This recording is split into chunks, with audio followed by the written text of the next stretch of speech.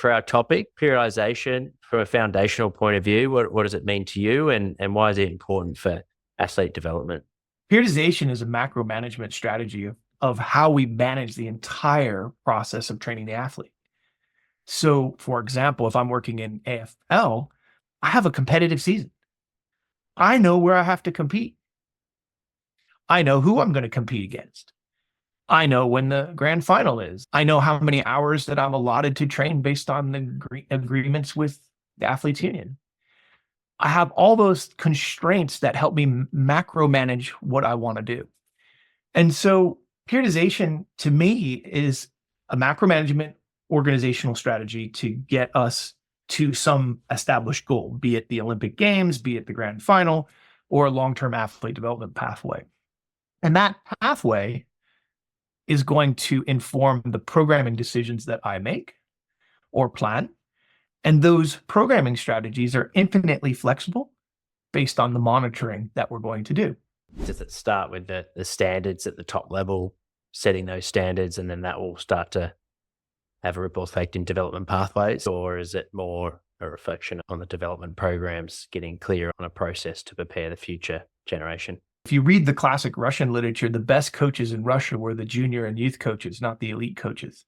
Because if that foundation isn't set right, the athletes won't be successful in the long run.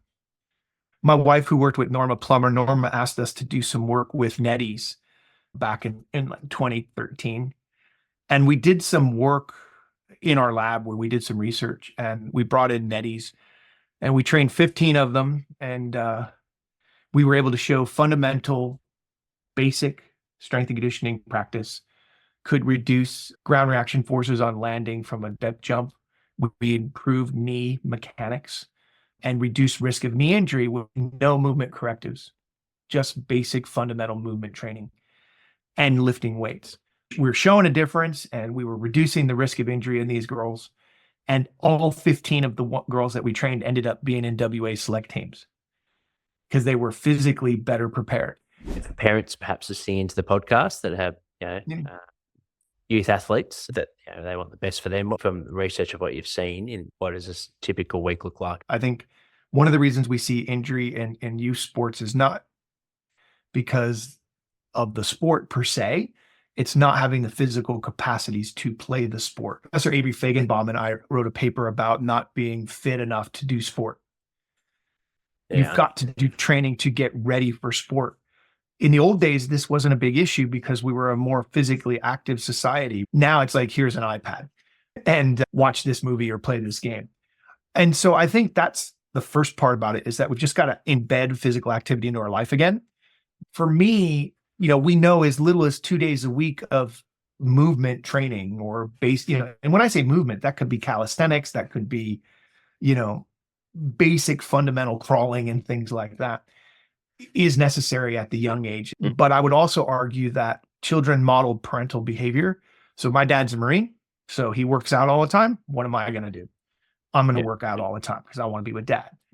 And so those behaviors are patterned, and I think that's really important. What about role in technology and data? Like, where do you see it going in sports science, in a high performance environment or at a research level? I'm actually kind of thinking we're getting too sciencey, and that says a lot as a sports scientist. I think we're over monitoring, to be honest. And so for me, I think the technology may be taking away the coaching acumen of understanding athletes. I see a lot of young strength coaches who basically look through an iPhone and think that's coaching. My best monitoring tool are my eyes and my ears. And if I know my athletes well, and I learned this from my wife, I will know their patterns and their behaviors. And if I listen to them, they're going to tell me what I need to know. The problem that I fear is that we've become so dependent on technology that the young coaches aren't exposed to decision-making paradigms. Ever watch like really older coaches that have been around that don't really use technology and who seem to always make the right decision without information? They just know what to do. They just look out there. I think we've disconnected from that ability. We've become so swung to the metrics. Yeah. So from a practical sense, I guess, for the strength coaches, like, you feel like it's a good tool for rate of force development, but using it as a replacement of a rep max test is probably not reliable enough. Not reliable. You'll overpredict or underpredict. Yeah. I think it's great for motivation. So let's say we have a power day, we Yeah. want the team to compete, throw that sucker on there and let's see who can do it. Yeah. Do I think it has some utility in season? Potentially. Because remember, velocity is going to be one of the early things to go when we're at fatigue, right? Yes. So if I guardrail it, I want to do 80 to 85% today, use the velocity meter in there to adjust in the range, potentially. Mhm. I think that's probably where it will have some utility.